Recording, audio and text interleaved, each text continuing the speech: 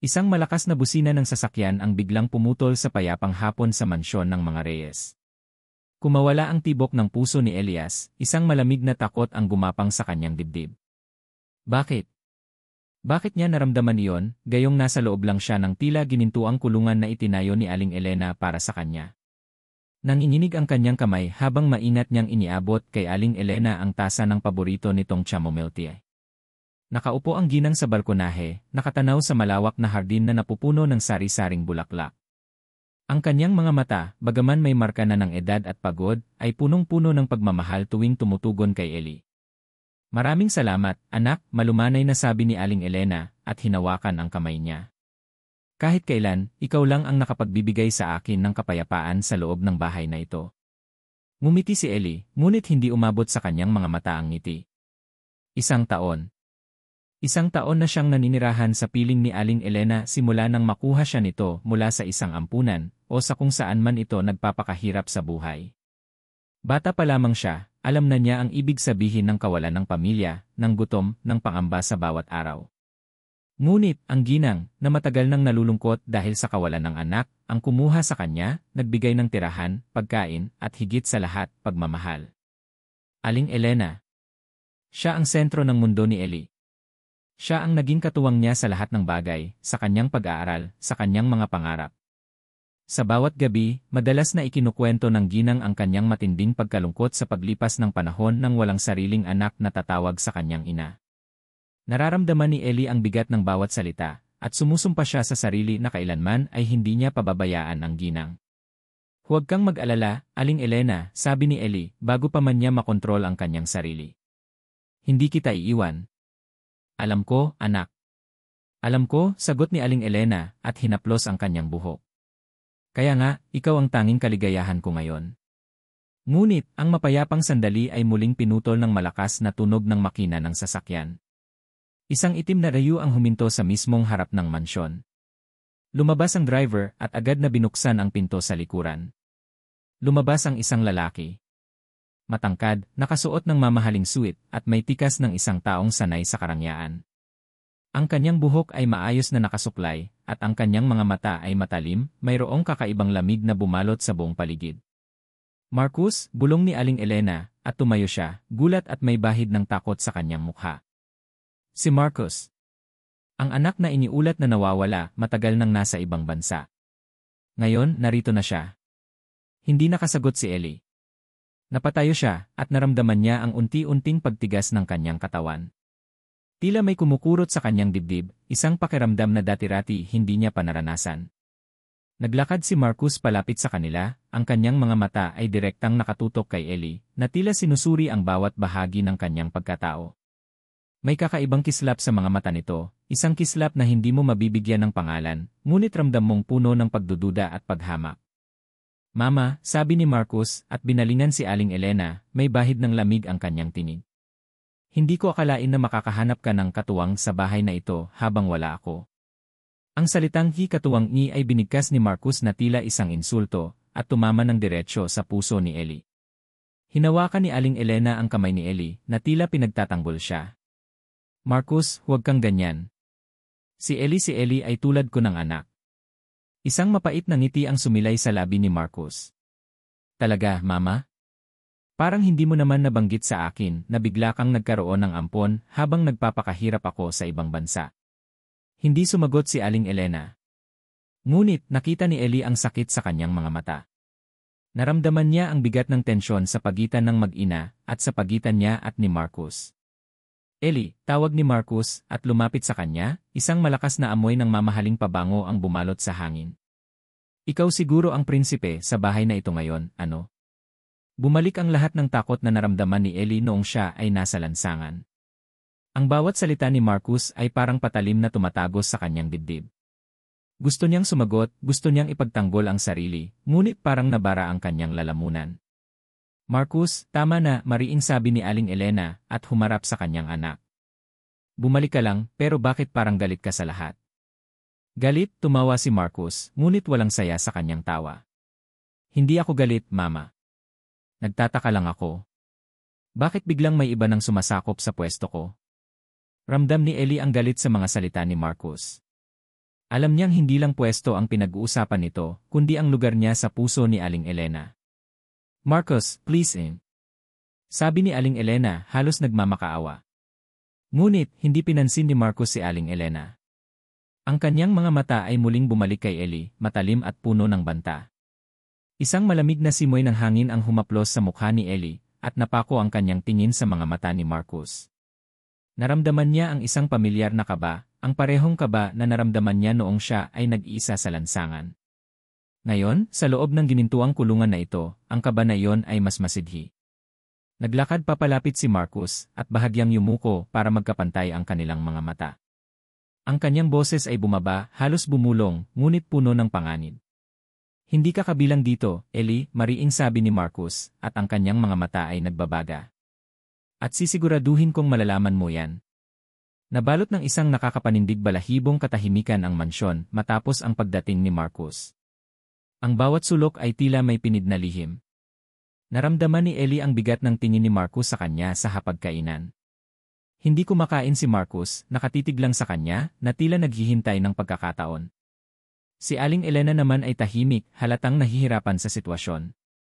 Ang kanyang mga mata ay nagpapakita ng pag-aalala, at paminsan-minsan ay sumusulyap kay Ellie na puno ng paumanhin. Kinabukasan, nagsimulang umikot ang mundo ni Ellie. Isang umaga, habang inaayos ni Ellie ang mga dokumento sa opisina ni Aling Elena, trabahong karaniwan niyang ginagawa, narinig niya ang boses ni Marcos sa labas.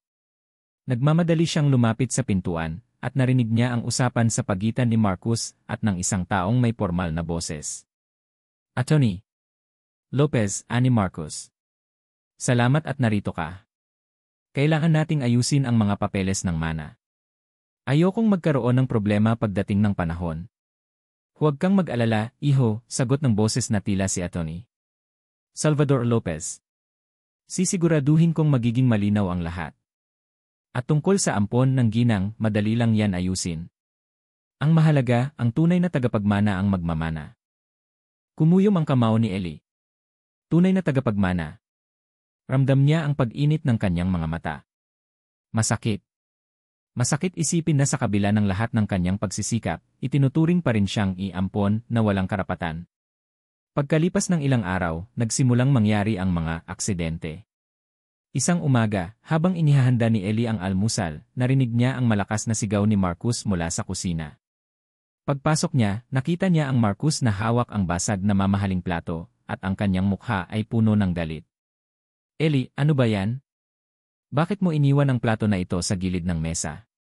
Ang mahal-mahal nito, alam mo ba yan? Sigaw ni Marcos at binitawan ang basag na plato. Hindi ko po iyan inilagay dyan, Sir Marcos, depensa ni Ellie, naguguluhan. Sigurado siyang inilagay niya ang plato sa tamang lalagyan. Huwag kang magsinungaling. Kitang-kita ko, naiwan mo lang iyan dyan, giit ni Marcos at tumawag sa mga katulong. Kita niyo na? Simpleng gawain lang, hindi pa magawa ng maayos. Kinabukasan, nawala ang ilang mahahalagang dokumento ni Aling Elena. Ang ginang, na halatang stressed na, ay nagtanong kay Ellie kung nakita ba niya ang mga ito.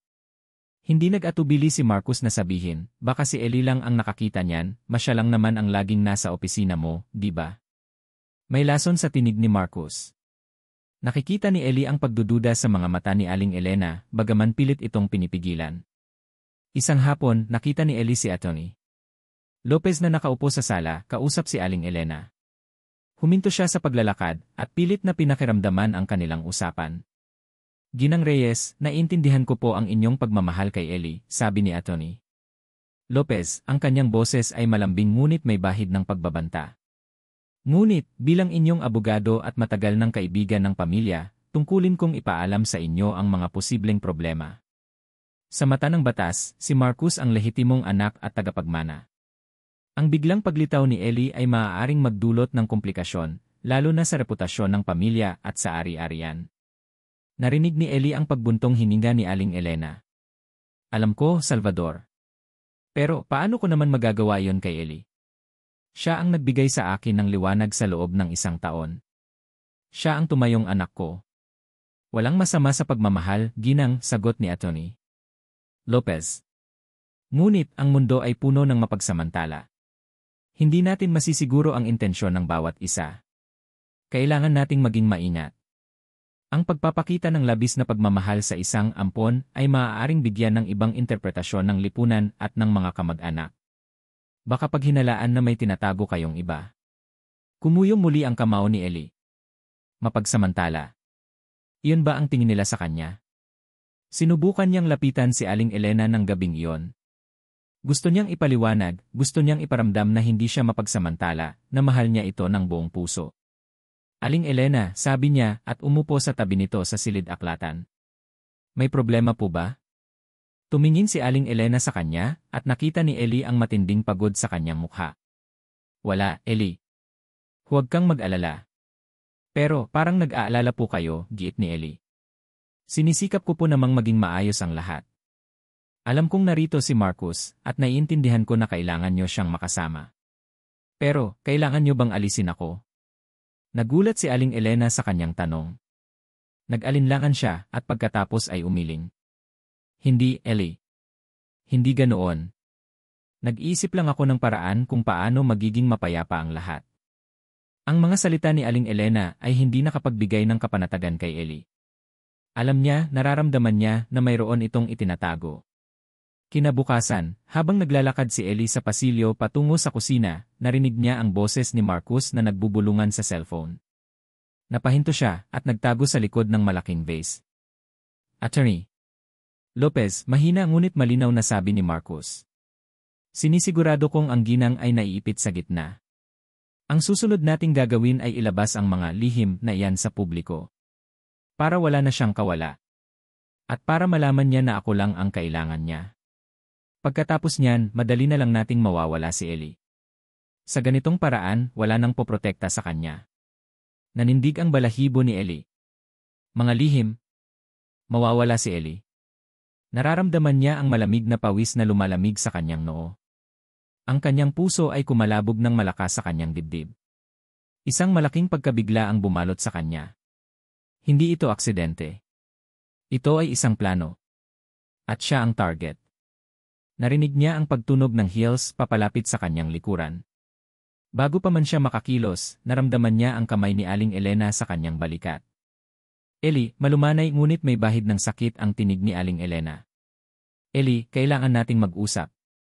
Bumaling si Ellie at nakita niya ang mga mata ni Aling Elena na punong-puno ng luha. Ngunit, sa kabila ng luha, mayroong isang bagay sa kanyang tingin na nagpapakita ng matinding pagpapasya. Kailangan mong umalis, anak, sabi ni Aling Elena at humigpit ang hawak niya sa balikat ni Ellie. Sa ngayon, kailangan mong umalis. Nanatili sa ere ang mga salita ni Aling Elena, kailangan mong umalis, anak. Sa ngayon, kailangan mong umalis. Ang mga salitang iyon ay bumuta sa puso ni Ellie, tulad ng isang punyal na unti-unting itinusok. Umalis, ulit niya, hindi makapaniwala. Ang kaba na naramdaman niya kanina ay lumaki, naging isang nakakamanhid na takot. Pero, Aling Elena, bakit po? Ano pong nangyayari? Hindi makatingin ng diretsyo si Aling Elena sa kanya. Ang kanyang mga mata ay nanunubig at kitang-kita ang paghihirap sa kanyang mukha. Ellie, please maintindihan mo sana. Para ito sa kaligtasan mo. At sa kapayapaan ng lahat. Kaligtasan. Kapayapaan. Ang mga salitang iyon ay tila walang saysay kay Ellie. Ang tanging naririnig niya ay ang pagpapalaya sa kanya, ang pagtataboy mula sa tanging pamilyang alam niyang nagmahal sa kanya. Parang sinasabi ng mundo na hindi siya kabilang. Muli. Pumasok si Marcus sa eksena, may mapanuksong ngiti sa kanyang labi. Mukhang nagkakaintindihan na kayo, mas maganda nga yan. Para wala ng gulo. Naramdaman ni Ellie ang biglang pag-init ng kanyang ulo. Gusto niyang sumigaw, gusto niyang magprotesta, ngunit ang tingin ni Aling Elena, puno ng pakiusap at sakit, ang pumigil sa kanya. Kalahating oras lang ang ibinigay kay Ellie para mag-impake. Kalahating oras para kolektahin ang lahat ng kanyang pag-aari sa isang maleta. Isang maleta na hindi halos napuno kumpara sa 5 maleta na dala ni Marcus pagbalik nito. Habang nagliligpit, bawat damit, bawat libro, ay nagpapaalala sa kanya ng mga pangarap na itinayo niya sa mansyong iyon, mga pangarap na bigla na lang naglaho. Nang matapos siya, bumaba siya sa sala. Naroon si Aling Elena, nakaupo sa sofa, ang kanyang likod ay nakaharap sa kanya. Ayaw niyang harapin ang kanyang mga mata. Sa tabi niya, nakatayo si Marcus, may mapanuksong ngiti. Aling Elena, mahina niyang tawag, ang kanyang boses ay tila basag. Aalis na po ako. Dahan-dahang humarap si Aling Elena. Ang kanyang mga mata ay puno ng luha na nagbabanta ng bumagsak. Ellie! Nagsimula siyang magsalita, ngunit walang salitang lumabas. Tila may pumipigil sa kanya. Babalik ka, di ba, Aling Elena? Tanong ni Ellie, umaasa pa rin sa isang himala. Hindi niyo naman ako iiwan, di ba? Umiling si Aling Elena. Ellie, huwag kang mag-alala. Mag-iingat ka. At patawarin mo ako. Ang salitang "ipatawarin mo ako" ay dumurog sa puso ni Ellie. Hindi na niya napigilan. Isang butil ng luha ang bumagsak mula sa kanyang mata. Ngunit, hindi siya nagtagal. Hindi niya kayang makita ang ginang na nagpapahirap sa sarili. Mas mahihirapan siya. Humakbang siya papalabas, ang maleta ay tila nagiging mas mabigat sa bawat hakbang. Hindi niya binalingan si Marcus. Wala siyang panahon para doon. Paglabas niya ng gate ng mansyon, bumalik sa kanya ang lahat ng alaala ng kanyang nakaraan. Ang malamig na sementadong sahig. Ang inday ng trapiko. Ang pagdaraan ng mga tao na walang pakialam sa kanyang pag-iral. Ang gutom. Ang pangamba. Ang matinding pag-iisa. Napakapit siya sa hawakan ng maleta, ang kanyang mga kuko ay halos bumaon. Akala niya tapos na ang lahat ng iyon. Akala niya mayroon na siyang kanlungan. Ngunit, isa lang pala itong panaginip at ngayon ay ginising na siya ng sapilitan. Nagsimula siyang maglakad, walang patutunguhan. Sumakay siya sa unang bus na dumaan, pagkatapos ay bumaba sa isang lugar na hindi niya alam. Naglakad ulit.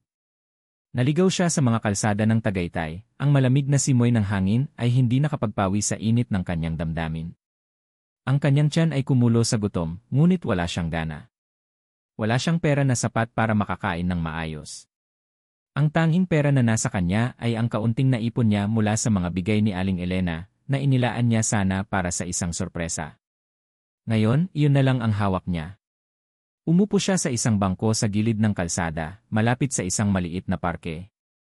Nakatingala siya sa kalangitan, ang mga ulap ay tila nakikisama sa kanyang kalungkutan. Isang patak ng ulan ang bumagsak sa kanyang pisngi, o baka luha lang. Hindi na niya alam. Naalala niya ang kanyang sarili noong bata pa siya, nakaupo sa tabi ng ilog, umaasa na may lalapit at magbibigay sa kanya ng pagkain. Ang kawalan ng pag-asa. Ang pait ng buhay. Akala niya nalimutan na niya ang pakiramdam na iyon. Ngunit narito na naman. Bumalik siya sa simula. Ipinikit niya ang kanyang mga mata at pinilit na itaboy ang lahat ng masasamang alaala. Ngunit naroon pa rin sila, nagpapahirap sa kanyang puso. Narinig niya ang tunog ng paang lumalapit sa kanya. Sa una, inakala niyang isa lang itong ordinaryong tao na dadaan. Ngunit huminto ito sa harap niya. Dahan-dahan niyang iminulat ang kanyang mga mata. Nakatayo sa kanyang harapan ang isang matandang lalaki. Ang kanyang buhok ay may pagkaabo, ngunit ang kanyang mga mata ay malalim at mayroong kakaibang lungkot. Nakasuot siya ng simple ngunit malinis na damit. Sa kanyang kamay ay may hawak siyang isang maliit na plastic bag. Iho, sabi ng matandang lalaki, ang kanyang boses ay malumanay at punong-puno ng habag. Mukhang gutom ka. Nagitla si Ellie. Hindi niya alam kung ano ang sasabihin. Hindi siya sanay sa ganitong uri ng kabaitan. Binuksan ng matandang lalaki ang plastic bag at inabot sa kanya ang isang piraso ng tinapay at isang bote ng tubig. Kunin mo yan. Mukhang kailangan mo. Nag-aalangan si Ellie. Ngunit, ang gutom ay mas matindi kaysa sa kanyang pag-aalinlangan. Dahan-dahan niyang kinuha ang tinapay at tubig. Salamat po, mahina niyang sabi. Walang anuman, iho, sabi ng matandang lalaki. Ako nga pala si Dante. Mang Dante Fernandez. Mang Dante.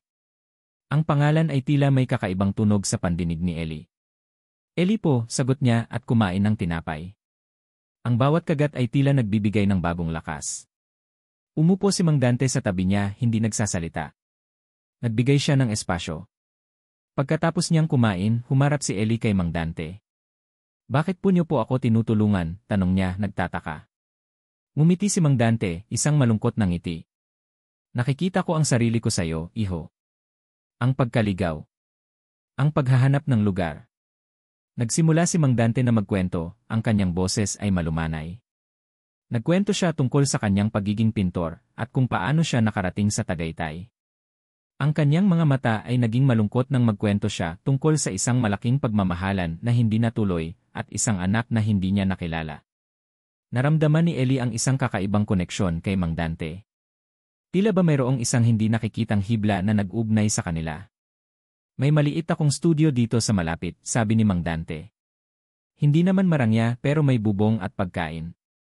Gusto mo bang sumama? Makakatulong ka sa akin sa ilang gawain, kapalit ng tirahan at pagkain. At hindi mo na kailangang mag-alala kung saan ka titira. Nagulat si Ellie sa alok. Isang pagkakataon. Isang liwanag sa gitna ng kadiliman. Hindi siya nag-alinlangan. Sige po, sagot niya at tumayo. Maraming salamat po, Mang Dante. Tumayo si Mang Dante at naglakad sila patungo sa kanyang studio. Maliit na ito, ngunit malinis at puno ng mga painting. Ang mga pintura ay nakasabit sa dingding na nagpapakita ng iba't ibang emosyon, kalungkutan, pag-asa, pagmamahal at pagkalito. Marami sa mga painting ay nagpapakita ng isang babaeng may malungkot na mga mata, na tila hinahanap ang isang bagay na nawawala. Napansin ni Ellie ang isang partikular na painting, hindi pa tapos. Ito ay isang larawan ng isang maliit na bata, mayroong malungkot na mata, ngunit mayroong isang bahagyang ngiti. May kakaibang pamilyar sa painting na yon. Dito ka muna sa ngayon, iho, sabi ni Mang Dante, at hinaplos ang likod ni Ellie. Tumingin si Mang Dante kay Ellie, ang kanyang mga mata ay nanunuot. Isang kakaibang pagtataka ang sumilay sa kanyang mukha. Mukhang nakita na kita dati, anak, sabi ni Mang Dante, ang kanyang boses ay tila isang bulong. Sa isang panaginip o sa isang alaala. 5 araw na si Ellie sa studio ni Mang Dante. 5 araw na mas payapa kaysa sa mga huling linggo niya sa mansyon ng mga Reyes. Bagaman maliit at simple ang studio, mayroon itong kakaibang init na hindi niya naramdaman sa malawak at malamig na mansyon. Ang amoy ng pintura, ng turpentine, at ng lumang kahoy ay tila isang balabal na bumabalot sa kanya, nagbibigay ng kakaibang kapanatagan. Masasabi niyang unti-unti siyang bumabalik sa dati niyang sarili. Ang pagkain ay simple ngunit masarap at laging mayroong sapat para sa kanilang dalawa. Ang pagtulog ay mahimbing, walang pangambang gumagapang sa kanyang dibdib. Sa araw, tumutulong siya kay Mang Dante sa studio. Naglilinis siya ng mga brush, nag-aayos ng mga pintura, at minsan ay naghahanda ng canvas. Tahimik si Mang Dante, ngunit ang kanyang presensya ay sapat na para maramdaman ni Ellie na hindi siya nag-iisa. Isang hapon, habang naglilinis siya ng mga painting supplies, nakita niya si Mang Dante na nakaupo sa harap ng isang bagong canvas. Nakasabit sa isang easel ang isang blankong canvas na naghihintay na buhayin ng mga kulay. Ang kanyang mga mata ay nakatuon sa walang laman na espasyo, tila naghahanap ng inspirasyon. Mang Dante, ano po ang balak niyong ipinta ngayon? Tanong ni Ellie, bago pa man niya maisip. Nagulat si Mang Dante at lumingon kay Ellie. Isang bahagyang ngiti ang sumilay sa kanyang labi. Hindi ko pa alam, Ellie. Ang pagpinta ay tulad ng buhay. Hindi mo alam kung ano ang susunod na stroke. Umupo si Ellie sa sahig at pinanood si Mang Dante. Naramdaman niya ang kakaibang pagkaakit sa sining ng pagpipinta. Ang mga painting niyo po, Mang Dante, nagsimula si Ellie, lahat po sila ay tila mayroong kwento. Lalo na yung babaeng laging ninyong ipinipinta. Nagbago ang ekspresyon ni Mang Dante. Ang kanyang ngiti ay nawala at ang kanyang mga mata ay naging malungkot. Ibinaba niya ang kanyang paintbrush. Bulong ni Mang Dante. Siya ang muse ko. Ang nagbigay ng kulay sa aking mundo at ang nag-iwan ng isang malalim na marka sa aking puso. Nakinig si Ellie habang nagkukwento si Mang Dante. Nagkwento si Mang Dante tungkol sa kanyang kabataan, sa kanyang pagiging isang batang artista na lumaki sa isang simpleng pamilya. Pagkatapos, nagkwento siya tungkol sa kanyang unang pag-ibig. Siya ay isang magandang dalaga, Ellie, sabi ni Mang Dante, ang kanyang tingin ay nakatuon sa malayo. Mula sa isang marangal at mayaman na pamilya. Isang reyna. At ako, isang simpleng pintor na walang mayaalay kundi ang aking sining at ang aking puso. Naramdaman ni Ellie ang sakit sa boses ni Mang Dante. Minahal namin ang isa't isa, Ellie, ng buong puso, patuloy ni Mang Dante. Ngunit, ang mundo ay hindi sumasang-ayon sa amin. Ang kanyang pamilya ay labis na tutol sa aming relasyon. Hindi nila matanggap na ang kanilang nag-iisang anak ay magmamahal ng isang tulad ko. Huminto si Mang Dante at bumuntong hininga. Pinaghiwalay kami. Pilit kaming itinago sa isa't isa. Ngunit mayroong isang bagay na naiwan. Isang bunga ng aming pagmamahalan. Kumirot ang puso ni Ellie. Anak po. Tumango si Mang Dante. Anak. Ngunit hindi ko siya nakita. Hindi ko man lang nasilayan. Sinabi nila sa akin na namatay siya. O baka nawala. Hindi ko alam. Ang tanging alam ko ay bigla na lang siyang kinuha sa akin. Ginawa ko ang lahat para mahanap siya, Ellie. Pinuntahan ko ang bawat ampunan, bawat sulok ng Maynila. Ngunit wala. Parang bula, naglaho siya. Naramdaman ni Ellie ang bigat ng kwento ni Mang Dante. Naramdaman niya ang sakit ng pagkawala ng kawalan ng anak. Parang may pumipiga sa kanyang dibdib. Isang kirot na pamilyar sa kanya. Ang kirot ng pagiging ulila. Pero, hindi ako sumuko, sabi ni Mang Dante at tumingin kay Ellie. Sa bawat stroke ng aking brush, inaasahan kong isang araw, mahanap ko siya. Ang aking nawawalang anak. Napakunot ang noo ni Ellie. Bakit ganoon ang tingin ni Mang Dante sa kanya? Tila mayroong hinahanap sa kanyang mukha. Mang Dante, mayroon po ba kayong litrato niya? Tanong ni Ellie, biglang na-curious. Tumayo si Mang Dante at naglakad patungo sa isang lumang kabinet. Binuksan niya ito at kinuha ang isang lumang sketchpad. Dahan-dahan niya itong binuksan. Sa unang pahina, nakita ni Ellie ang isang napakagandang drawing. Ito ay isang portrait ng isang babae, bata pa, may mahabang itim na buhok at malalim na mga mata. Ang kanyang ekspresyon ay malungkot, ngunit mayroong isang kakaibang kagandahan. Naramdaman ni Ellie ang biglang pagbilis ng kanyang tibok ng puso. Mabilis na kumalat ang init sa katawan ni Ellie. Ang mga mata ng babae sa sketchpad, ang hugis ng kanyang labi, ang paraan ng pagkakasuklay ng kanyang buhok, lahat ng iyon ay pamilyar. Pamilyar dahil nakita niya na yon sa mga litrato sa lumang album ni Aling Elena, noong mas bata pa ito. Ito si Aling Elena. Aling Elena, bulong ni Ellie, hindi makapaniwala.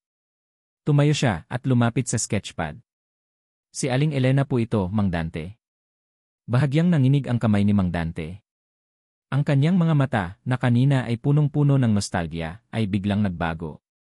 May bahid ng pagkabigla at pag-aalala ang sumilay doon. Mabilis niyang isinara ang sketchpad, na tila may lihim siyang ayaw makita ni Ellie. Hindi, mabilis na sabi ni Mang Dante, at inilagay ang sketchpad sa likod ng kanyang likuran. Hindi siya. Ha ha ha. Isang inspirasyon lang. Isang inspirasyon.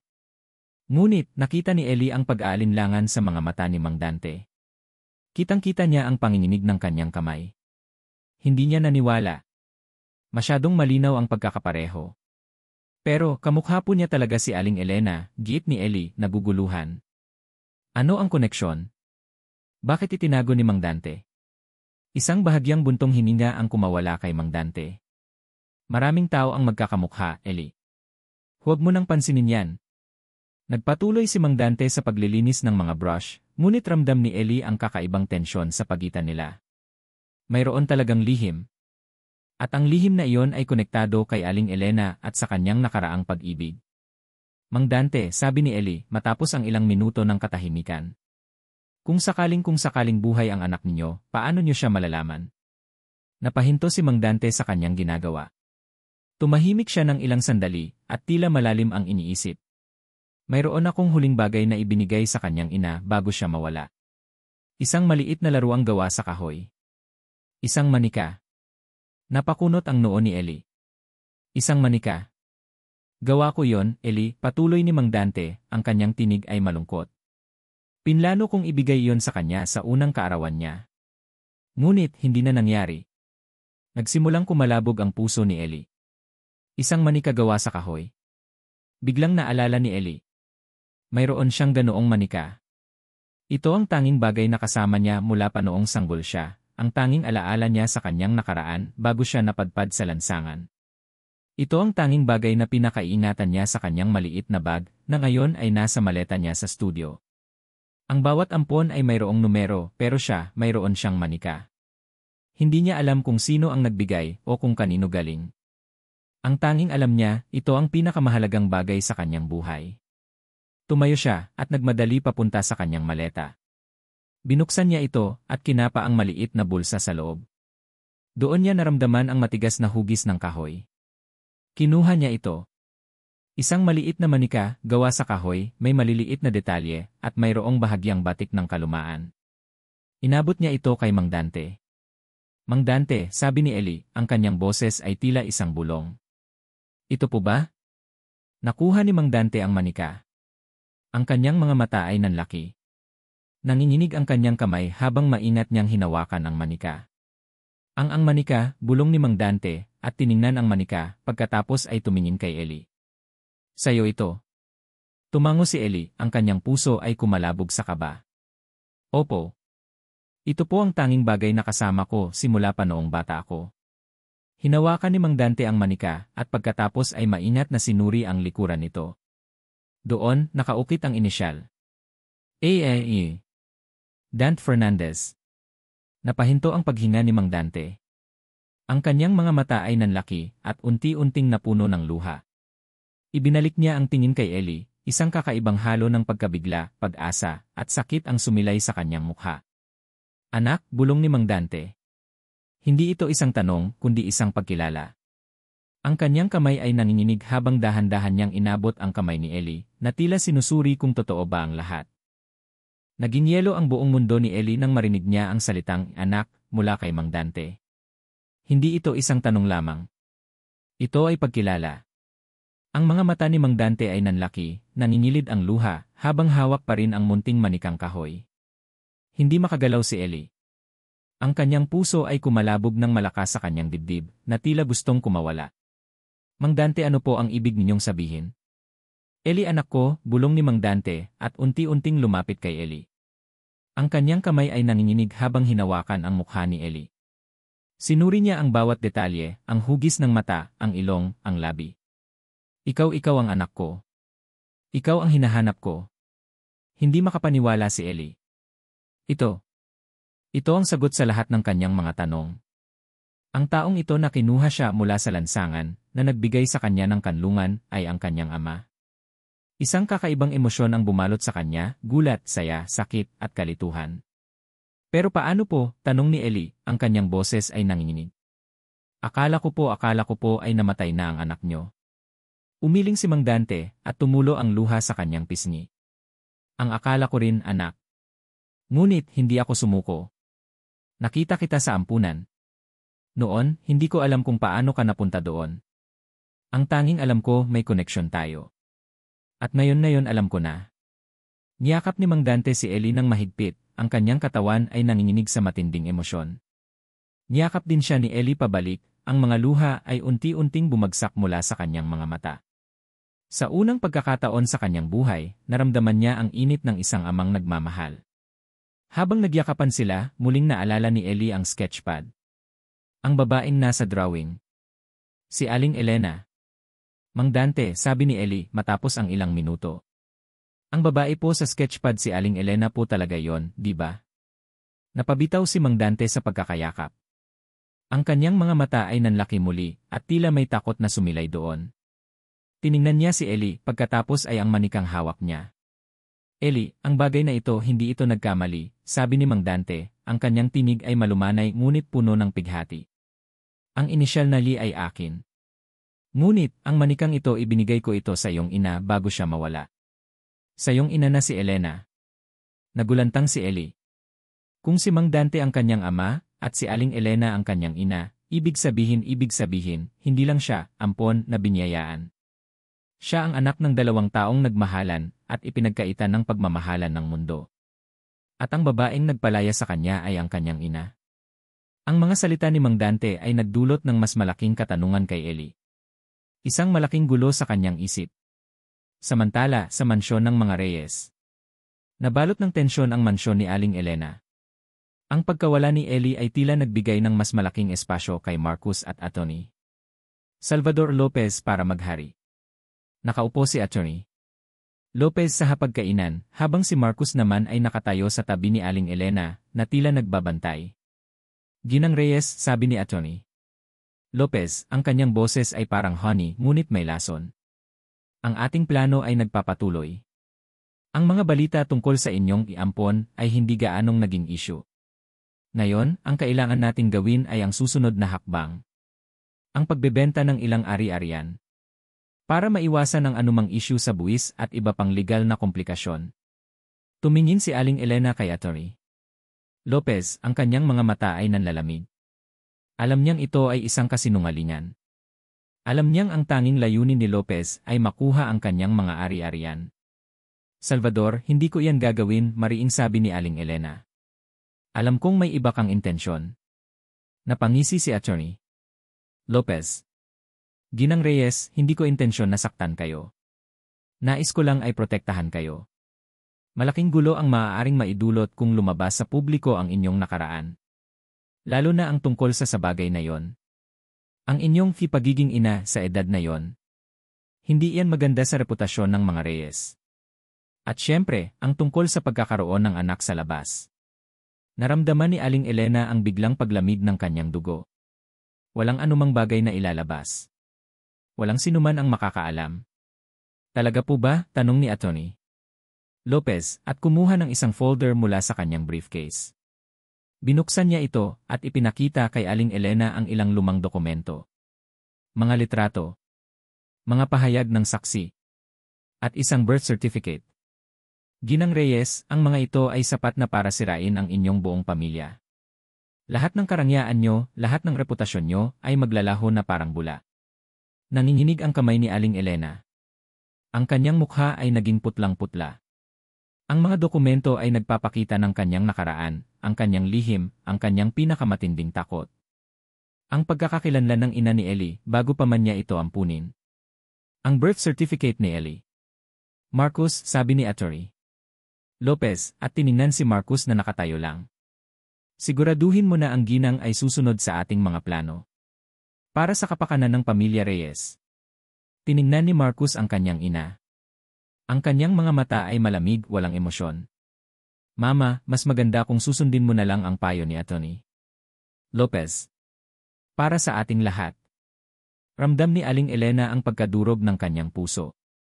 Ito ang kanyang anak.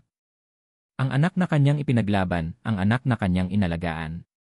Ngunit ngayon, tila siya ay isang estranghero. Naglakad papalabas si Atty. Lopez, may mapanuksong ngiti sa kanyang labi. Habang naglalakad, nakasalubong niya si Manang Linda, ang matandang katulong na matagal nang nagtatrabaho sa pamilya Reyes. Huminto si Atty. Lopez at tiningnan si Manang Linda. Manang, siguraduhin mong masusunod ang lahat ng ipinag-uutos ko. Ayokong magkaroon ng problema.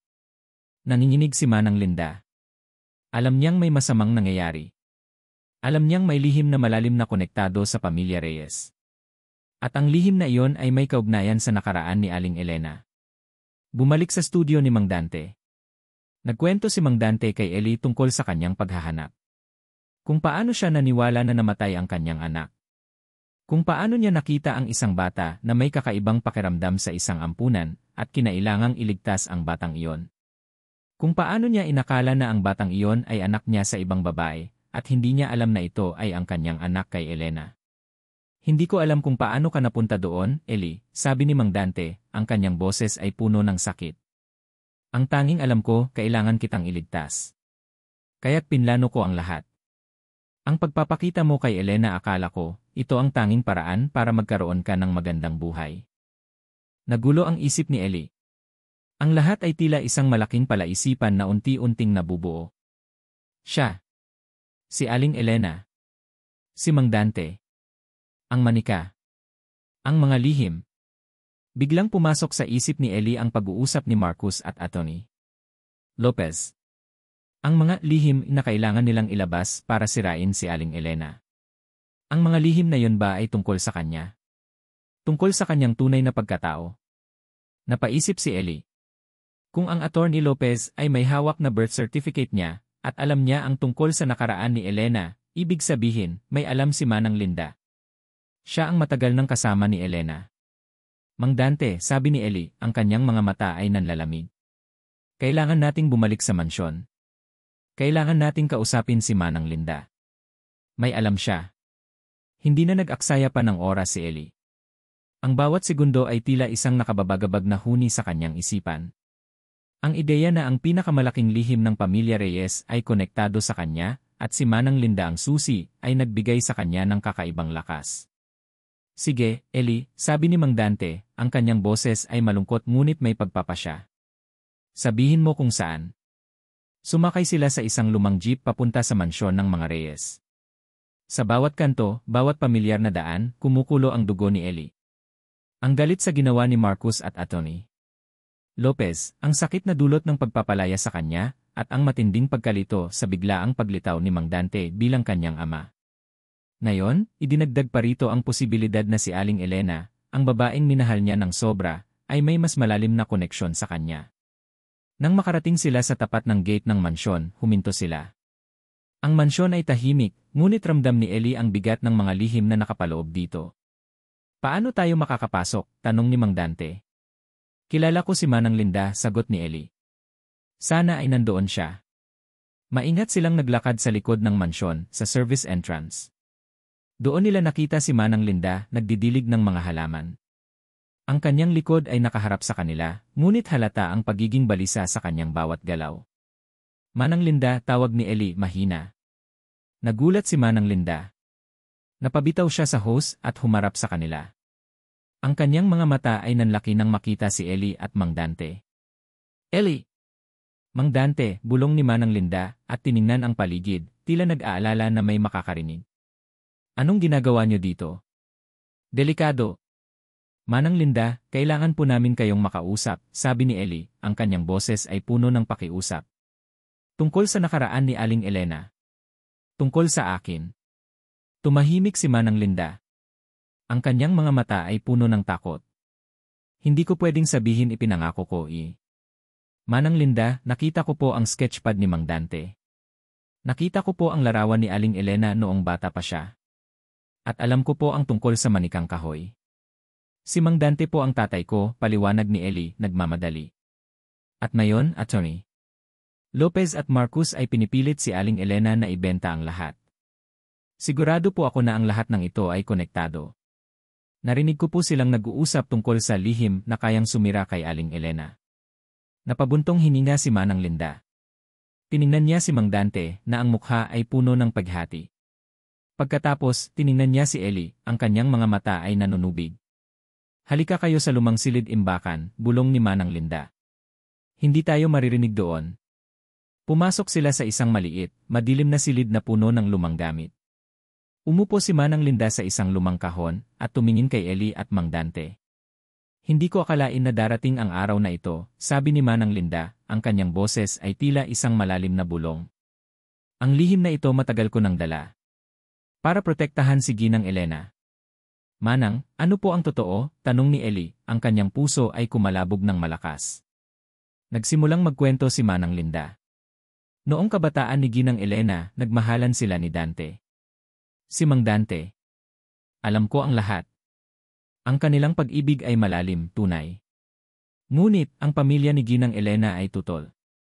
Mayaman sila, at si Mang Dante ay isang mahirap na pintor. Pinilit nila si Ginang Elena na makipaghiwalay kay Mang Dante, at pinilit siyang magpakasal sa isang mayamang negosyante. Pero nagsimula si Mang Dante, ang kanyang mga mata ay puno ng sakit. Hindi pa yon ang lahat, Mang Dante, putol ni Manang Linda, ang kanyang boses ay nanginginig. Noong panahong iyon, nagdadalang tao na si Ginang Elena. Bunga ng pag-ibig ninyong dalawa. Napabuntong hininga si Mang Dante at napahawak sa kanyang noo. Ang kanyang mukha ay naging putlang-putla.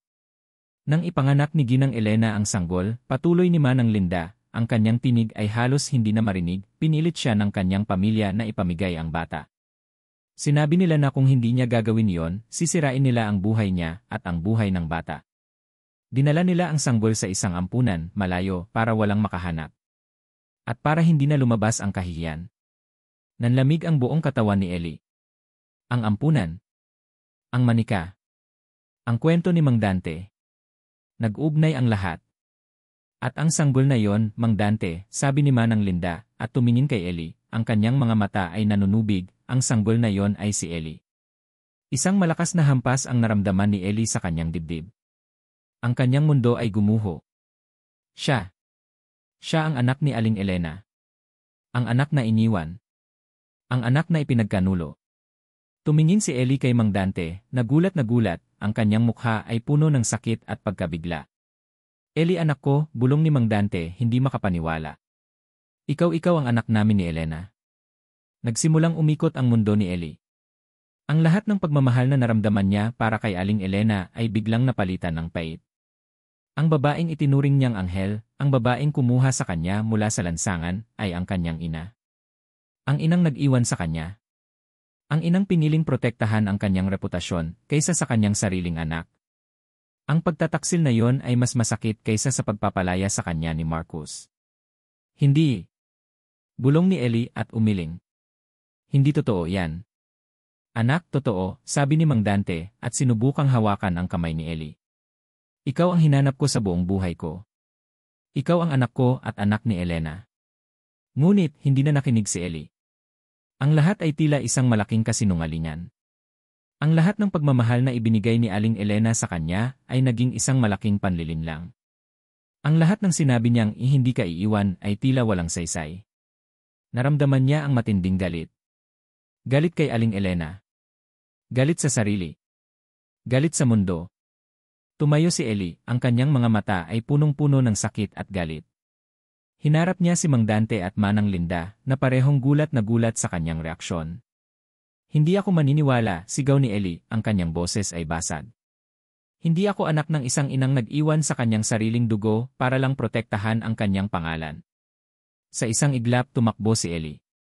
Tumakbo siya papalabas ng lumang silid-imbakan, papalabas ng mansyon. Tumakbo siya ng walang patutunguhan, walang pakialam kung saan siya dadalhin ng kanyang mga paa. Ang tanging alam niya, kailangan niyang lumayo. Kailangan niyang lumayo sa lahat ng kasinungalingan. Nabalot ng isang mabigat na katahimikan ang mansyon ng mga Reyes. Sa loob ng opisina, naupo si Aling Elena, ang kanyang mga kamay ay nanginginig habang hinahawakan ang isang pamilyar na larawan. Si Ellie. Nakangiti. Isang ngiting na yon ay tila nagpapamukha sa kanya ng kanyang mga pagkukulang. Isang araw na ang nakalipas simula nang umalis si Ellie. Isang araw na nagdulot ng libong taon ng pagdurusa sa kanyang puso. Sinubukan niyang kumbinsihin ang sarili na tama ang kanyang desisyon na para ito sa kaligtasan ni Ellie. Ngunit sa bawat segundo, nararamdaman niya ang matinding kirot ng kawalan. Biglang tumunog ang telepono. Nagulat si Aling Elena at nag-alinlangan kung sasagutin. Ngunit sa huli, pinilit niya ang sarili. Hello, mahina niyang sabi. Elena! Elena, narinig mo na ba ang balita? Ang boses sa kabilang linya ay punong-puno ng pagkabigla at takot. Ito ay boses ng kanyang pinsan na si Tita Beth. May kumakalat na balita. Tungkol sa iyo. Tungkol sa nakaraan mo. Kumalabog ang puso ni Aling Elena. Anong sinasabi mo, Beth? Si Ellie. Alam na raw niya. Ang tungkol sa kanyang pagkatao. May nagbalita sa mga kaibigan ko. At may nagkakalat din ng mga lumang chismis tungkol sa iyo at kay Dante. Pati ang tungkol sa ampon mo, halos pasigaw na sabi ni Tita Beth. Sino ang nagpakalat ng mga yon? Delikado ka, Elena. Delikado ang buong pamilya natin. Nabitawan ni Aling Elena ang telepono. Nahulog ito sa sahig at ang malakas na tunog nito ay tila isang busina sa kanyang mga tainga. Alam na ni Ellie. Ang anak niya. Ang anak niya na pinilit niyang kalimutan. Ang anak niya na kanyang ipinagkanulo. Alam na niya ang lahat. Napakagat si Aling Elena sa kanyang labi, pinipigilan ang pag-iyak. Ngunit hindi niya mapigilan. Isang mainit na luha ang bumagsak mula sa kanyang mata at sumunod ang marami pang iba. Sa labas ng mansyon, sa mga screen ng telebisyon sa buong bansa. Narinig ni Aling Elena ang ingay sa labas. Ang mga boses ng mga mamamahayag. Ang pagtunog ng mga kamera. Nanginginig ang kanyang mga kamay habang sinubukang abutin ang remote control. Binuksan niya ang telebisyon. Isang news channel ang kanyang nabuksan. At doon, nakita niya si Atty. Salvador Lopez, nakatayo sa isang podium at may mapanuksong ngiti sa kanyang labi. Sa tabi niya, nakatayo si Marcus, ang kanyang mukha ay seryoso, ngunit may kakaibang kislap sa kanyang mga mata. Sa ngalan po ng transparency at ng pamilyang Reyes, sabi ni Atty.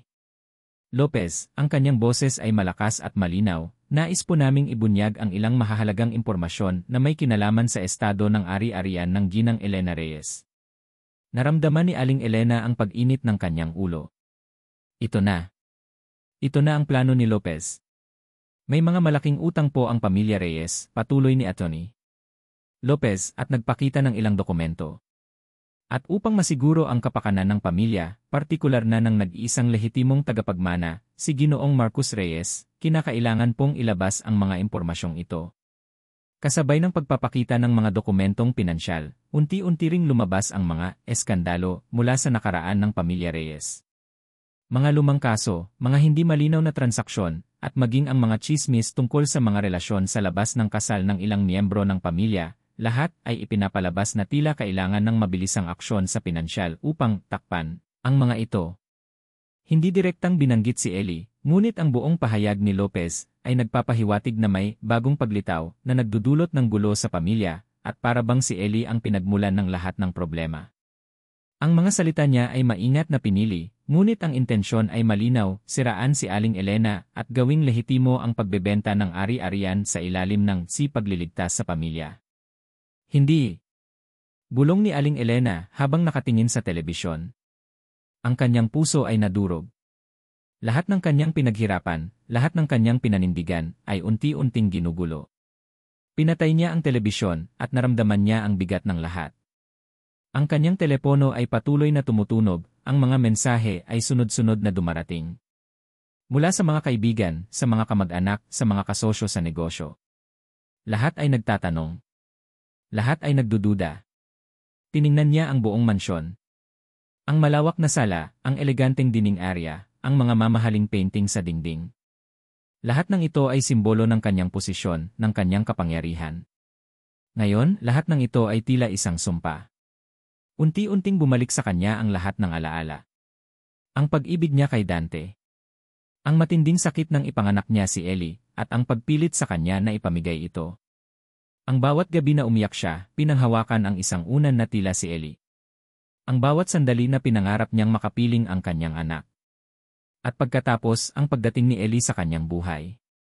Ang kakaibang koneksyon na naramdaman niya. Ang pagmamahal na biglang sumibol sa kanyang puso, na akala niya ay nawala na. Ang pag-asa na muli siyang magiging isang ina. Ngunit, ang lahat ng iyon ay nauwi sa trahedya. Pinili niya ang reputasyon. Pinili niya ang seguridad. At ngayon, lahat ng iyon ay sinisira sa kanyang harapan. Mama. Narinig ni Aling Elena ang boses ni Marcos.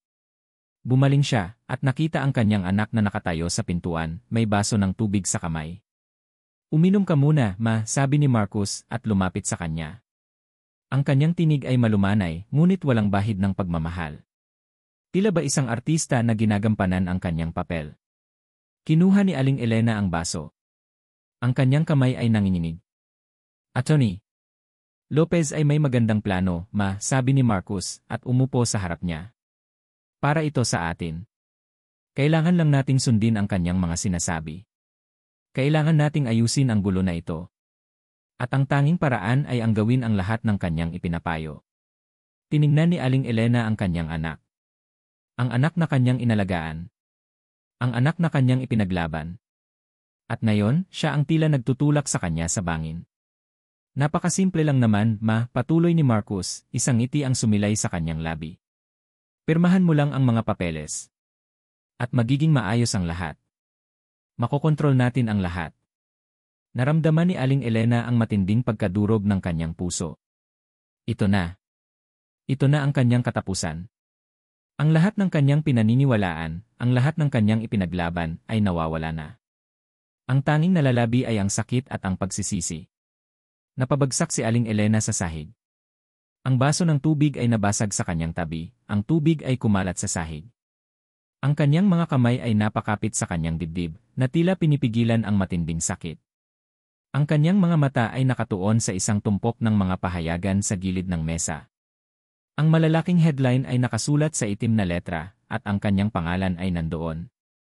Ang mga tsismis. Ang mga akusasyon. Lahat ng kanyang pinakakinatatakutan ay nagiging totoo. Napakapit siya sa sahig at bumulong. Isang bulong na halos hindi na marinig. Patawarin mo ako, Ellie anak ko . Sa gitna ng kaguluhan, isang payapa ngunit matatag na paghinga ang lumabas kay Ellie. Ilang oras siyang naglakad, tumakbo, at nagpahinga sa isang malayong parke pagkatapos ng paglantad ni Manang Linda. Ang galit sa kanyang puso ay unti-unting napalitan ng isang malamig na pagpapasya. Lumitaw si Mang Dante sa parke, ang kanyang mukha ay puno ng pag-aalala. Hinanap niya si Ellie nang walang tigil. Nang makita niya si Ellie, naupo siya sa tabi nito ng tahimik, hindi nagsalita.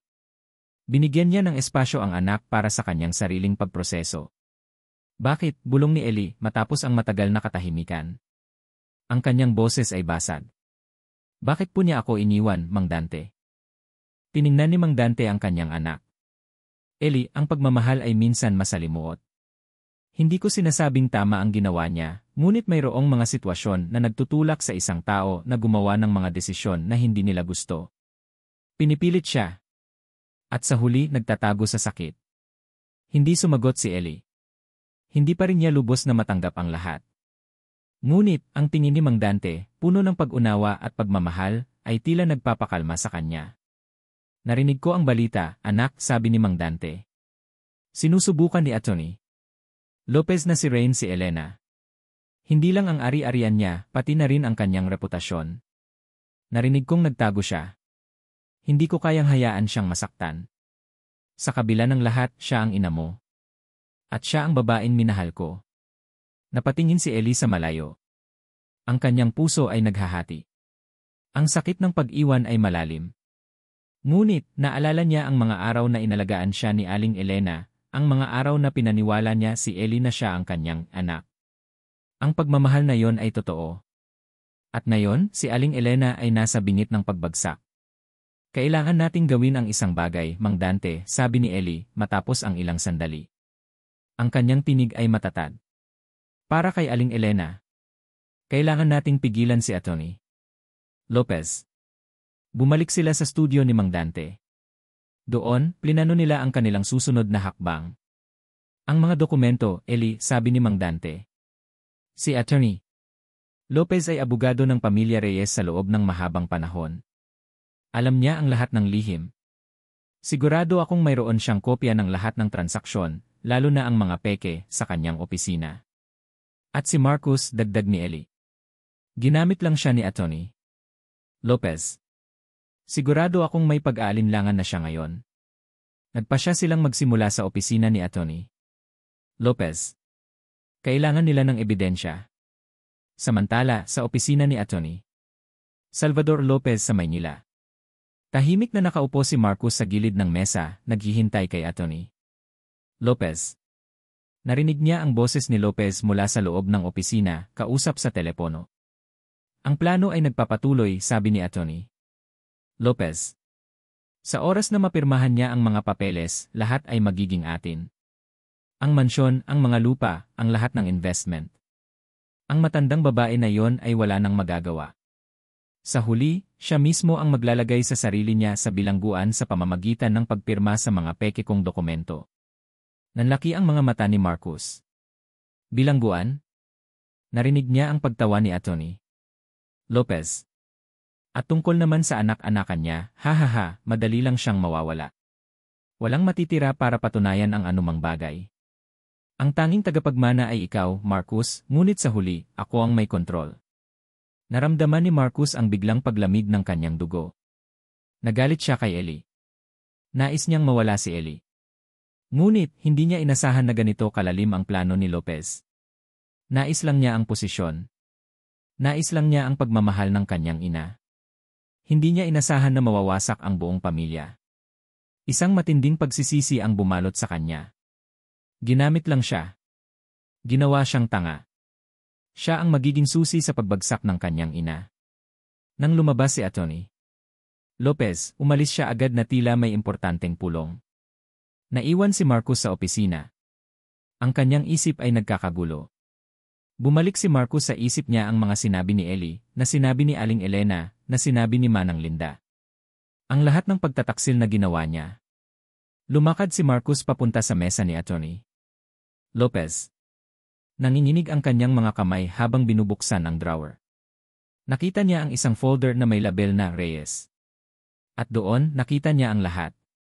Ang mga dokumento, ang mga sulat, ang mga bank accounts, ang mga peke. Bumalik kay Ellie at Mang Dante. Nakarating si Ellie at Mang Dante sa opisina ni Atty. Lopez. Sa tulong ni Manang Linda na nagbigay ng impormasyon tungkol sa opisina ni Lopez, nagpasya silang pasukin ito. Sigurado ka ba, Ellie? Tanong ni Mang Dante. Delikado ito. Kailangan nating malaman ang totoo, Mang Dante, sabi ni Ellie, ang kanyang mga mata ay puno ng pagpapasya. Para kay Aling Elena. Pumasok sila sa opisina. Ang lahat ay tahimik. Nagsimula silang maghanap. Sa bawat drawer, bawat kabinet, lumilitaw ang mas maraming ebidensya.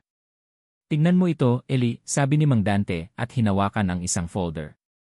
Ito ang mga dokumento sa paglilipat ng ari-arian. Ang lahat ay nasa pangalan ni Lopez. Hindi kay Elena. Ito naman ang mga record ng pinansyal na transaksyon na hindi tumutugma, sabi ni Ellie habang nagsusuri sa computer. Binago niya ang mga numero. Ang lahat ay peke.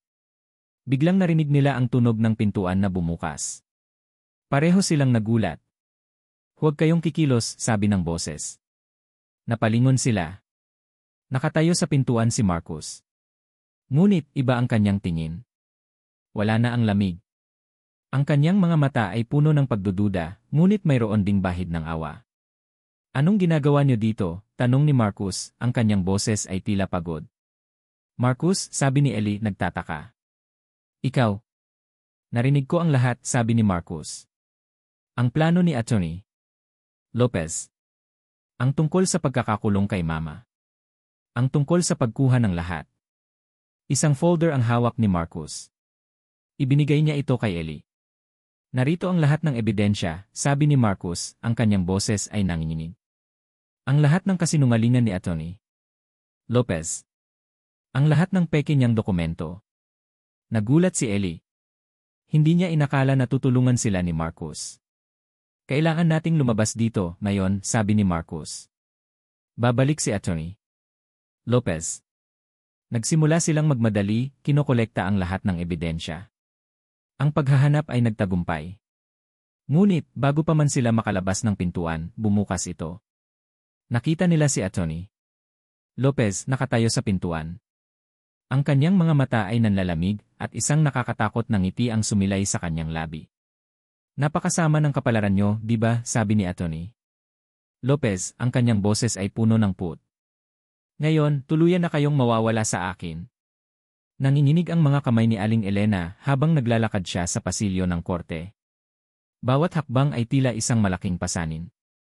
Ang hangin ay mabigat, puno ng pagdududa, mga sulyap at mga bulungan. Nararamdaman niya ang matatalim na tingin ng mga taong nagtipon doon, ang mga mukha na puno ng paghusga.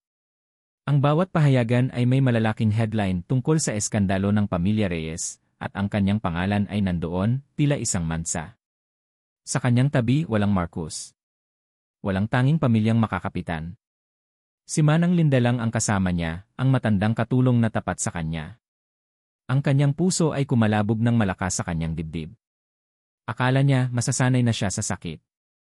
Ngunit, ang sakit ng pag-iisa at ang sakit ng pagpapatawad sa sarili ay mas matindi kaysa sa lahat.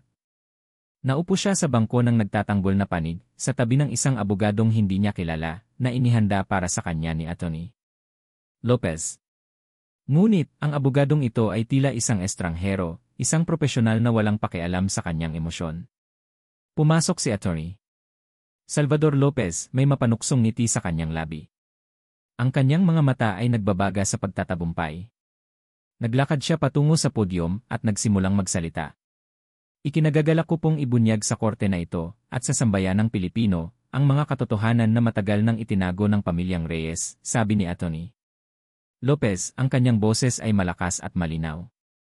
Ang ginang Elena Reyes, na kilala bilang isang mapagkumbaba at marangal na mayaman, ay mayroong mga itinatagong kasinungalingan. Mga kasinungalingan na hindi lamang sumisira sa kanyang reputasyon, kundi nagdudulot din ng malaking pinsala sa mga ari-arian ng pamilya. Nagsimulang ilabas ni Atty. Lopez ang mga dokumento. Mga peking resibo. Mga maling transaksyon. Mga kasunduan na may mga malalaking utang na nakapangalan kay Elena, ngunit ang mga pera ay hindi naman napunta sa kanya. Nakita ni Aling Elena ang mga pekeng pirma niya, ang mga kasinungalingan na inihanda ni Lopez. Ang kanyang tiyan ay kumulo sa galit. At syempre, patuloy ni Atty. Lopez at bumaling sa korte, hindi natin maaaring kalimutan ang isyu ng kanyang ampon. Si Elias Sarmiento. Isang batang bigla na lang lumitaw sa buhay ng ginang at agad na itinuring na anak. Hindi ba ito kahina-hinala? Lalo na at ang ginang ay matagal nang hindi nagkaroon ng sariling anak. Ramdam ni Aling Elena ang pag-init ng kanyang mga pisngi. Ang lahat ng kanyang kinatatakutan ay unti-unting lumalabas.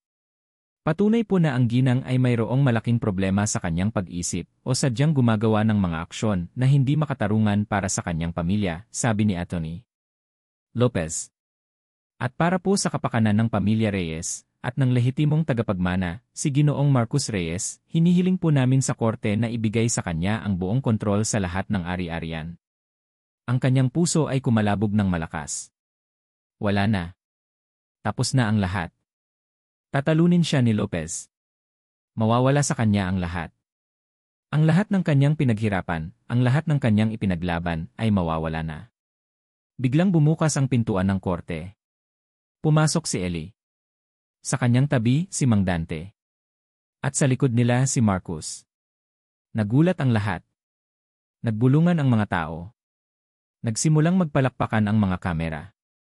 Hinihiling po namin sa korte na payagan kaming magsalita. Sabi ni Eli, ang kanyang boses ay malakas at malinaw, kahit na may bahid ng sakit sa kanyang mga mata nang sulyapan niya si Elena. Hindi nagtagal, pinayagan sila ng hukom. Unang tumayo si Eli. Lumakad siya sa harap at tiningnan si Aling Elena. Ang kanyang tingin ay puno ng galit, sakit at pagkalito. Ako po si Elias Sarmiento, sabi ni Eli, ang kanyang tinig ay nanginginig. Ang ampon ni Ginang Elena Reyes. Nagsimulang magkwento si Eli. Nagkwento siya tungkol sa kanyang buhay sa lansangan. Kung paano siya kinuha ni Aling Elena. Kung paano siya minahal at itinuring na tunay na anak. At kung paano siya pinaalis nang bumalik si Marcos. Nang ako po ay mapalaya sa mansyon, patuloy ni Eli, ang kanyang tinig ay lumakas, nakilala ko po si Mang Dante Fernandez. At doon, nalaman ko ang katotohanan. Tumingin si Eli kay Mang Dante. Si Mang Dante po ang aking ama. Nagulat ang lahat. Nagbulungan ang mga tao. Maging si Atty. Lopez ay tila nagulat. At ang katotohanan po, sabi ni Eli, at tumingin ng diretsyo kay Aling Elena, ang katotohanan po ay, ako ang anak ni Ginang Elena Reyes. Isang malakas na inday ang kumalat sa korte. Ang mga mamamahayag ay nagsimulang magsulat.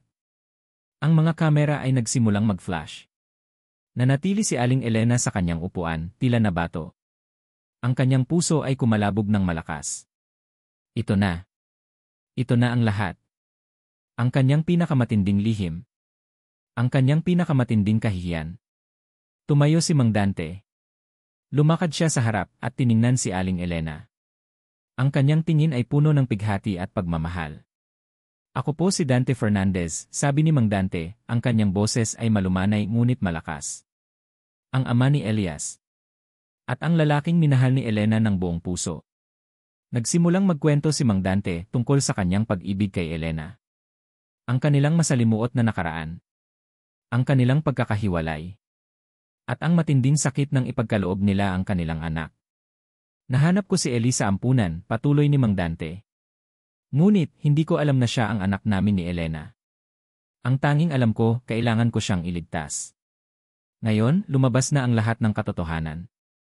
Naramdaman ni Aling Elena ang sakit sa boses ni Mang Dante. Naramdaman niya ang sakit ng kanyang nakaraan. Hinihiling ko po sa korte na payagan si Ginoong Marcos Reyes na magsalita, sabi ni Eli, matapos magtapos si Mang Dante.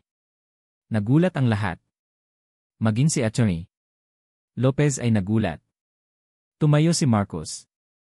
Ang kanyang mukha ay puno ng pag-aalinlangan, ngunit sa huli, nagpasya siya. Ako po si Marcos Reyes, sabi ni Marcos, ang kanyang boses ay nanginginig. At nais ko pong aminin sa korte na ito na ako po ay ginamit ni Atty. Salvador Lopez para sirain ang aking ina, si Ginang Elena Reyes, at ang aking kapatid, si Eli.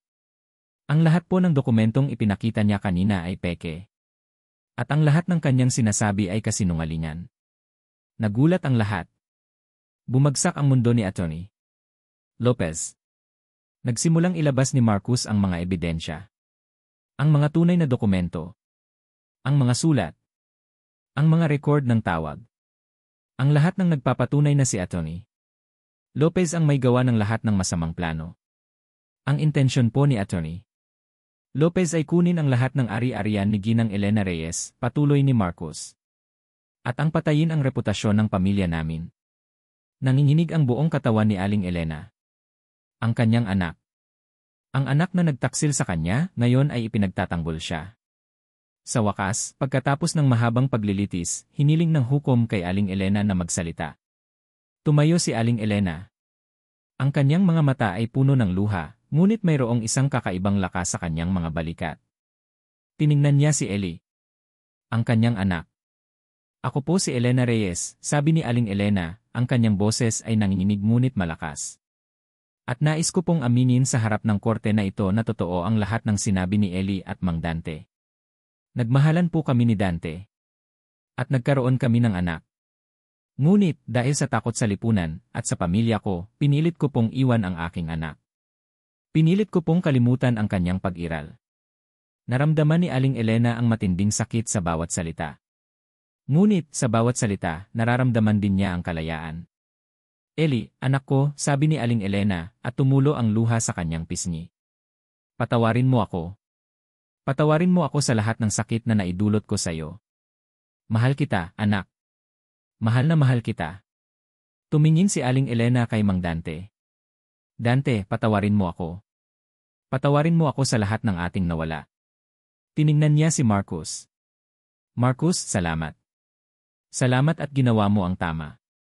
Isang malalim na buntong hininga ang kumawala kay Aling Elena. Pakiramdam niya ay bumagsak ang lahat ng pasanin sa kanyang balikat. Nagpasya ang hukom. Natagpuan si Atty. Salvador Lopez na guilty sa lahat ng kaso. Agad siyang inaresto. Ngunit sa kabila ng lahat, nanatili ang sakit sa puso ni Aling Elena. Ang kanyang tingin ay bumalik kay Ellie na nakatingin sa kanya. Ang mga mata ni Ellie ay puno pa rin ng sakit. Anak, bulong ni Aling Elena, ang kanyang mga mata ay nanunubig. Paano ko ba mapapatawad ang sarili ko? Tahimik ang hangin sa Tagaytay. Ang matinding tensyon at ingay sa korte ay tila isang malaking alon na humupa na at nag-iwan ng isang malawak na katahimikan. Nakaupo ako sa isang bench sa labas ng mansyon, nakatanaw sa malawak na hardin. Sa aking tabi, si Mang Dante. Hindi siya nagsasalita, hinahayaan lang ako sa aking mga iniisip. Ang kanyang presensya ay sapat na. Nalaman ko ang totoo. Ang katotohanan na matagal nang itinago. Ang katotohanan na ako ang anak ni Aling Elena at Mang Dante. Ang katotohanan na iniwan ako ng aking ina para sa kanyang reputasyon. Ang sakit ay nanatili pa rin sa aking puso. Ngunit kasabay ng sakit, mayroon ding kakaibang kapayapaan. Ang katotohanan ay lumabas na. At si Atty. Lopez ay nasa likod ng mga rehas. Lumabas si Aling Elena mula sa mansyon. Ang kanyang mga balikat ay nakayuko, ang kanyang mukha ay halatang pagod. Ang dating matikas at eleganteng Ginang Reyes ay tila lumiit. Nilapitan niya ako at naupo sa tabi ko. Sa gitna namin si Mang Dante.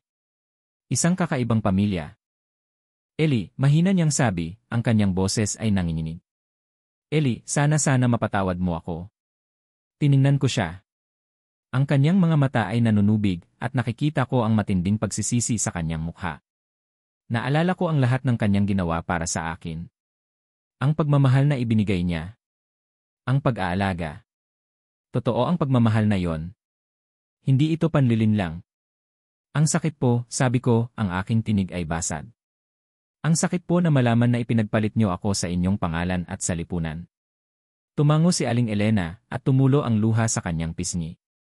Alam ko, anak. Alam ko. Walang araw na hindi ko pinagsisihan ang desisyon na yon. Bawat gabi, umiiyak ako. Ang pag-alis mo sa akin noon ay ang pinakamalaking pagkakamali ko. At nang makita kitang muli, para akong nabigyan ng pangalawang pagkakataon. Ngunit sa takot, muli ko itong sinira. Hinawakan niya ang aking kamay. Ellie, ang pagmamahal ko sa iyo ay totoo. Mula noon hanggang ngayon. Hindi ko lang kayang ipagtanggol ang sarili ko. Naging duwag ako. Patawarin mo ako. Naramdaman ko ang init ng kanyang kamay. Sa bawat salita, tila mayroong tinik na natatanggal sa aking puso. Mahirap. Napakahirap magpatawad. Ngunit nakikita ko ang kanyang sakit. At alam kong totoo ang kanyang sinasabi. Alam ko po, sabi ko at huminga ng malalim. Pero kailangan ko po ng oras, Aling Elena. Kailangan ko po ng oras para sa sarili ko. Para matanggap ang lahat. Tumango si Aling Elena at mumiti sa gitna ng kanyang mga luha. Salamat, anak. Salamat at binigyan mo ako ng pagkakataon. Tumingin siya kay Mang Dante. Dante, salamat din sa'yo. Salamat at ibinalik mo si Ellie sa akin. At patawarin mo ako sa lahat ng sakit na naidulot ko sa'yo. Hinawakan ni Mang Dante ang kamay ni Aling Elena. Wala nang kailangan pang patawarin, Elena. Ang mahalaga, narito tayo ngayon.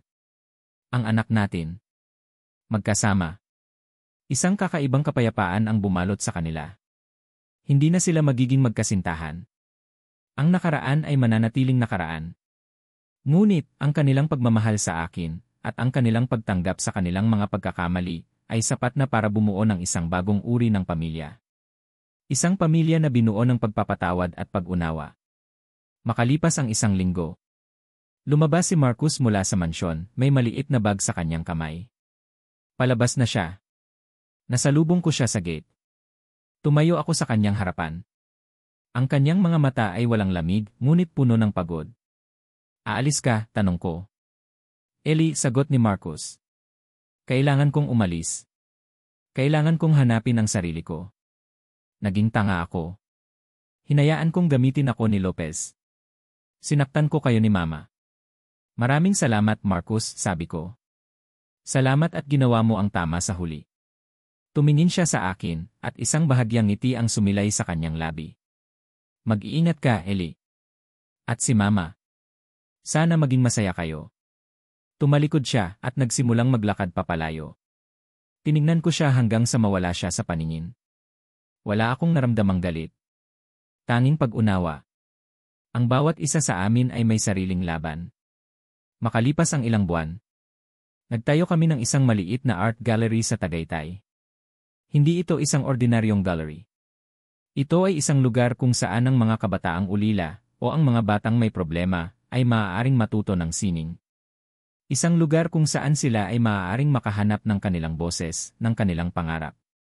Si Mang Dante ang nagtuturo. Ako naman ang nag-aasikaso sa operasyon. At si Aling Elena, bagaman nawala ang ilan sa kanyang ari-arian, ay naging sponsor namin. Hindi na siya nagtatago.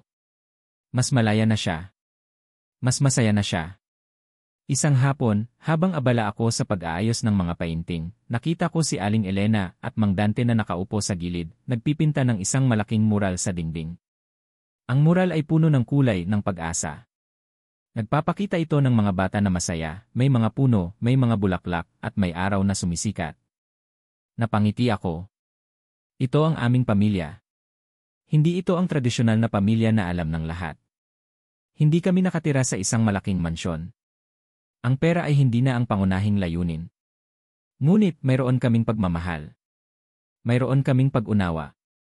Mayroon kaming kapayapaan. Lumapit ako sa kanila at umupo sa kanilang tabi. Kinuha ko ang paintbrush at nagdagdag ng isang maliit na kulay sa mural. Tiningnan ako ni Aling Elena at mumiti. Isang tunay na ngiti na umabot sa kanyang mga mata. Salamat, anak. Tiningnan ako ni Mang Dante at hinaplos ang aking ulo. Salamat, Ellie. Salamat at binigyan mo kami ng pangalawang pagkakataon. Napatitig ako sa mural. Ang lahat ng sakit, ang lahat ng pagdurusa, ay tila naging inspirasyon para sa isang bagong simula. Ang pagmamahal ay hindi talaga nakabatay sa dugo. Hindi ito tungkol sa ari-arian o sa pangalan. Ito ay tungkol sa puso. Sa pagpapatawad. Sa pagtanggap. At sa kakayahang bumangon mula sa pagbagsak. Tiningnan ko si Aling Elena at pagkatapos ay si Mang Dante. Inabot ko ang aking mga kamay at hinawakan ang kanilang mga kamay. Naramdaman ko ang init, ang koneksyon. Sa wakas, natagpuan ko na ang aking pamilya. Hindi sa dugo kundi sa puso. At ito ang pinakamaganda. At dito nagtatapos ang kwento ni na Elias, Elena at Dante. Sa bawat yugto ng kwentong ito, kasama namin kayo. Buong puso kaming nagpapasalamat sa inyong walang sawang pagsuporta at pagmamahal sa bawat kabanata ng Ang Ginintuang Kulungan. Bilang inyong manunulat, bawat salita, bawat eksena, ay isinulat ng may buong pagmamahal at pag-asa. Naramdaman ko ang bawat sakit, bawat luha, at bawat ngiti ng ating mga karakter. Ang paglalakbay na ito ay hindi lang para sa kanila, kundi para rin sa ating lahat na patuloy na naghahanap ng tunay na kahulugan ng pagmamahal at pamilya.